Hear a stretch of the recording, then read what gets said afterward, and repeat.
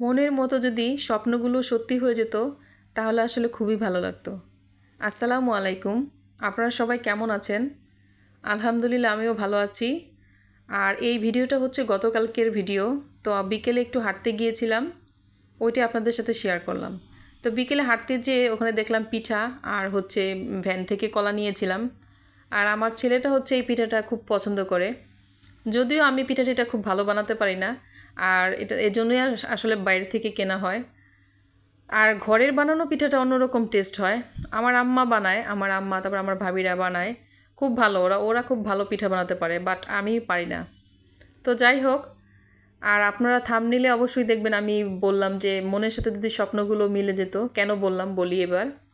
তো পিঠাটা যেহেতু মিষ্টি ছিল, আমি আর আমার ছেলে মানে পিঠাটা খাওয়ার পরে ভাবতেছিলাম এখন যদি একটু ঝাল কিছু হতো ভালো হতো।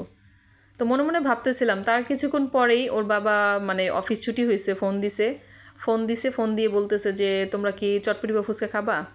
তো আমার ছেলে তো খুব খুশি, ও বলল, ও হাসতেছিল। তা আমি বললাম যে কেন হাসতেছো কেন? তো বললো যে আমরা ভাবতেছিলাম না যে ঝাল কিছু খাবো, বাবা এবার সত্যি সত্যি নিয়ে আসবে। তারপরে আমিও বললাম যে ঠিক আছে তাহলে চটপটিটা নিয়ে আসতে বলো। আর আমার ছেলেটা চটপটিটা পছন্দ করে। আর ফুচকাও থাকে আস্ত, যেটা নিয়ে আসছে ওইটা আমার মেয়েটা শুধু শুধুই খায়। তো ওকে দিলাম শুধু শুধুই খেতে। তো এর জন্যই বললাম আর কি যে মনের সাথে যদি স্বপ্নগুলো সত্যি হয়ে যেত। তো ইনশাল্লাহ একদিন মনের সাথে সব স্বপ্নগুলোও সত্যি হয়ে যাবে। তা সবার স্বপ্ন তো আসলে একদিনেই পূরণ হয় না, একটু সময় লাগে। তো আল্লাহ তাআলার কাছে শুকরিয়া যে আল্লাহ তাআলা আস্তে আস্তে সব স্বপ্নই পূরণ করছে। আর যারা যারা আমার ভিডিওটা দেখবেন অবশ্যই আগে লাইক দিয়ে তারপরে দেখবেন, আর ফুল ওয়াচ করার চেষ্টা করবেন। সবার কাছে এটা আমার অনুরোধ রইল। আর আমিও যখন কারো ভিডিও দেখি আসলে ফুল ওয়াচ করার চেষ্টা করি। আর যার যার ভিডিও আমার ভালো লাগে তারটা অবশ্যই দেখে দেই। আর আমি কমেন্টসেও করে দেই। আর হচ্ছে যারা লাইভে মানে এখন তো মানে আমি তো নতুন। আর মানে যাদের সাথে পরিচয় হয়েছে তারা যখন লাইভ করে আমি চেষ্টা করি যতটুকু সময় পারি তাদের দেওয়ার জন্য। তো সবাই আমার পাশে থাকবেন, আমাদের জন্য দোয়া করবেন আমরা যাতে সবাই এগিয়ে যেতে পারি। এই তো তারপরে চটপটিটা দিলাম ওদেরকে বাটিতে দিয়ে তারপরে আমি হচ্ছে এই বাটিতে নিলাম। তারপরে মেয়েকে শুধু শুধু দিলাম। চটপটিটা ভালোই ছিল, একটু ঝাল ছিল, আর একটু চটপটি ফুচকা একটু ঝাল ঝালই ভালো লাগে আসলে। আর আমরা তো পিঠা খেয়েছিলাম তখন আসলে একটু ঝাল খেয়েছিলাম, সেজন্য ভালোই লেগেছিল। তা আমার ছেলে আবার টকটা একটু বেশিই নেয়, ও একটু বেশি খায়, তো ওকে দিলাম একটু টকটা। তারপর আমার হাজব্যান্ডকেও দিলাম, ও খেলো। আর চটপটির মধ্যে একটু শসাও ছিল, ভালোই লাগছে। আর ডিমটাও ভালো, অনেক অনেক অনেকগুলো ডিম মানে অনেকখানি দিয়েছে আর কি, ভালোই ছিল। আসলে কি হয় মাঝে মাঝে দেখা যায় যে ঘরে ঘরে তো প্রতিদিনই নাস্তা টাস্তা টুকটাক খাওয়া হয়। আর প্রায় প্রায় দেখি মানে প্রায় প্রায় না বলবো, হঠাৎ একদিন না বাইরের কোনো কিছু খেলে ভালোই লাগে, খারাপ লাগে না। তার মানে সব সময় না, কারণ এত তো আর বাইরে খাওয়া যাবে না, আর বাইরের জিনিসটা আসলে না খাওয়াই ভালো। তো মাঝে মাঝে একটু একটু খাওয়াই যায়। আর চটপটি কার কার পছন্দ কমেন্টসে জানাবেন। চটপটিটা কিন্তু খুবই টেস্টি ছিল। আমার ছেলেটাকে আবার একটু বেশি দিছি, ও বলছে আম্মু আমাকে একটু বেশি দাও। তো ওকে একটু বেশি দিয়েছিলাম। তো আমার মেয়েটা আবার ফুচকাটা শুধু শুধু ওই যে একটু বুট দিয়ে আর একটু টক দিছিলাম, ও ওইভাবেই খাচ্ছিল।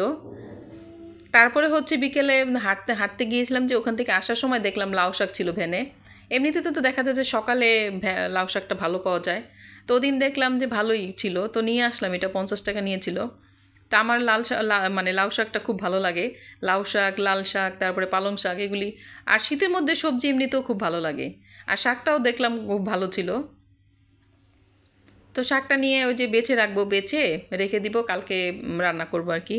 তো আমার মেয়ে আমি যখনই ওই যে কাটাকুটা করি বা তখন ওকে আসতে দিই না বটির সামনে। বটি টুটি থাকে কোনো সময় বাচ্চারা দৌড়াদৌড়ি করলে। তো ও বলতেছিল যে শাক বাজবে, তো আমি এমনি ওর হাতে একটা শাক দিয়েছিলাম। ও খেলতেছিল, এমনি দুষ্টামি করতেছিল। তো আসলে বাচ্চারা মায়েদের থেকেই শিখে, যেমন আমি কোনো একটা কাজ করতে নিলে ও দৌড়াতে আসে যে আম্মু আমিও করব।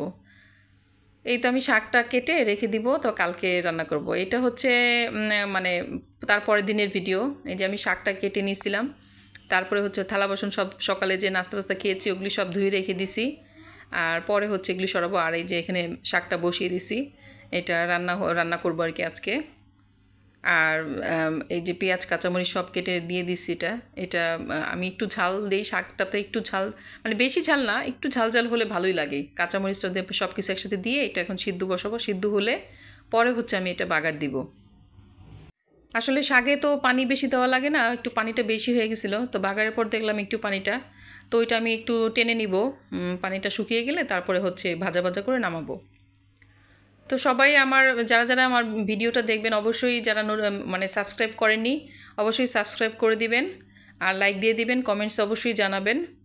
আর লাউ শাকটা দেখতেও খুব ভালো হয়েছে, আর রান্নার পরে দেখলাম খুব টেস্ট হয়েছে। আর আমি ওদিকে হচ্ছে অফ ক্যামেরায় মুরগিটাও একটু কষি নিয়েছে, মুরগিটা মানে ভুনা ভুনাই করেছিলাম, অল্প একটু ছিল। সবাই ভালো থাকবেন, আমাদের জন্য দোয়া করবেন। এই তো, আল্লাহ হাফেজ।